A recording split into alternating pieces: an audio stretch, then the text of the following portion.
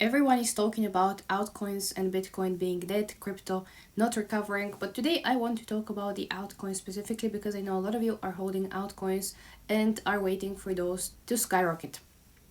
There are a couple of triggers that I am waiting for before we see massive rotation into the altcoins. And there are a couple of things that are happening now behind the scenes. Global liquidity is breaking out. The ISM is back above 50 for the first time in 3 years. Small caps like Russell 2000 are starting to outperform the S&P 500 and macro conditions are improving. But altcoins are still dead. Why? Because we have not seen something very important happening yet. And today in this video I'll tell you what we are exactly waiting for and when to start getting into altcoins. So the first trigger, the first thing that we need to see is Bitcoin must be in a bull market. This is one very simple thing. If Bitcoin is not in a confirmed uptrend, altcoins are not desired investment, especially for the long term. We don't care how good liquidity looks, how much money is injected. Nobody will touch altcoins aggressively when Bitcoin looks weak. Why? Because altcoins are a beta trade on Bitcoin. If Bitcoin drops 10%, we know that altcoins are dropping by 30%. If Bitcoin ranges, consolidates, we see altcoins bleeding. So the first trigger that we need to see is Bitcoin must be in a confirmed bull trend. And how we define bull trend? One simple method is to look at the moving averages, looking at the 20-week SMA, 50-week SMA, 200-week SMA. In a bear market, Bitcoin lives below the 20 and the 50 and even the 100. The 200-week moving average is the final support.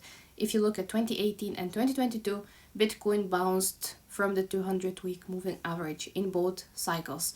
So for us to see new bull market beginning, we need Bitcoin to reclaim the 20-week moving average. We need then Bitcoin to reclaim the 50-week moving average and then holding above these both. In the last cycle, back in 2022, the 50-week was cleanest bull support. When the price lost the 50-week, the bear market started, and this is what happened this time as well. We dropped below the 50, then we dropped below the 100, and we almost touched the 200 this year. So this time we are looking for break above the 20-week, break above the 50-week, hold there, and then start printing higher highs and higher lows for the market structure to shift to bullish. This is what we are looking for. So when you see break of this structure, we see a higher low and higher highs, this kind of structure shifting to bullish, and then we reclaim the 50-week moving average. That's our confirmation. This is when we would see money starting to run to altcoins. But until this happens, Bitcoin dominance wins. People are asking when would that happen? Well, historically, Bitcoin bottoms about 1 year after the top, if we fully focus on the 4-year cycle that everyone is talking about. So if we assume that the top, or we rather look at the top that was back in October 2025, the bottom likely forms by October, September of 2026, something around there. It's not exact timing, of course, we can't predict it, but structurally we are in that window. In Q3, in Q4.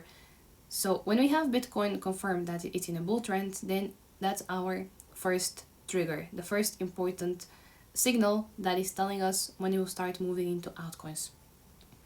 The second factor that we need is US liquidity. Now, this is the macro part. Liquidity is already breaking out. Europe is easing, China is easing, other central banks are easing. But the United States specifically, the Federal Reserve is not cooperating with that idea.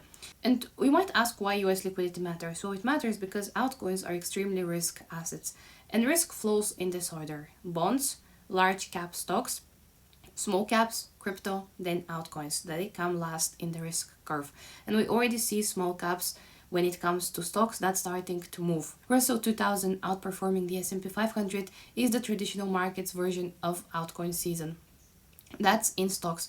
But here is the problem. The US liquidity is still very weak. There are two parts of the liquidity. One is the Federal Reserve balance sheet, quantitative easing or quantitative tightening, that could be Treasury General Account, the so-called TGA, and reverse repo, RRP, basically zero right now.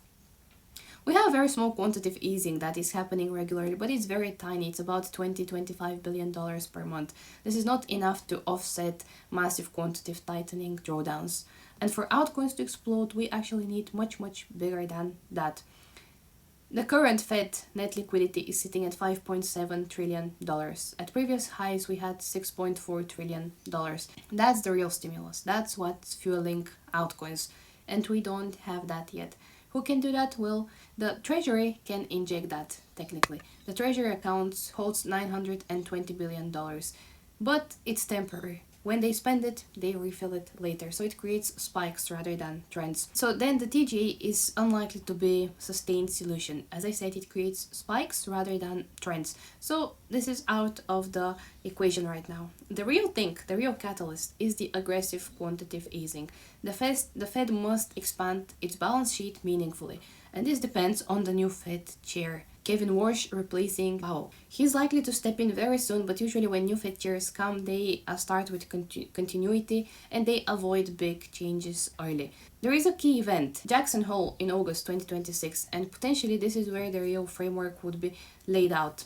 This is when we would know if he is dovish, if he is negative, if quantitative easing will accelerate, because historically major pivots are signaled there. So if in August we get balance sheet expansion will accelerate, if we get this statement, then that's our trigger that we're looking for that will fuel altcoins.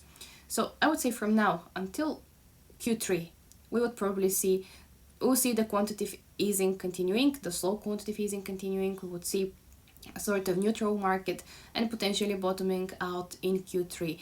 And August and Q4 is where I see the shift happening towards bullish reversal for Bitcoin, and then altcoins will follow. So if then in Q4 we see Fed liquidity accelerating and Bitcoin is confirmed in an uptrend, then this is what will make altcoins wake up. Till now and Q4, make sure that you have a strategy on how you're going to accumulate altcoins.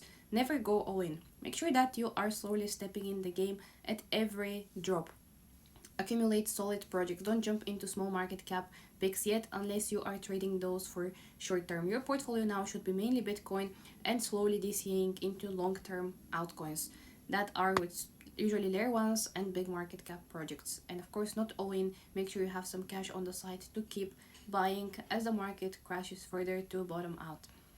Until then, you need patience and you need a strategy. The finish line is kind of visible. We know where that sits, what we are waiting for. We just need to see that confirmation coming to the surface. Until then, be patient and keep accumulating, because if you accumulate this year, later on you will be very grateful for the choices that you've made right now. So that's from me today. Thanks so much for watching. I'll see you in the next video.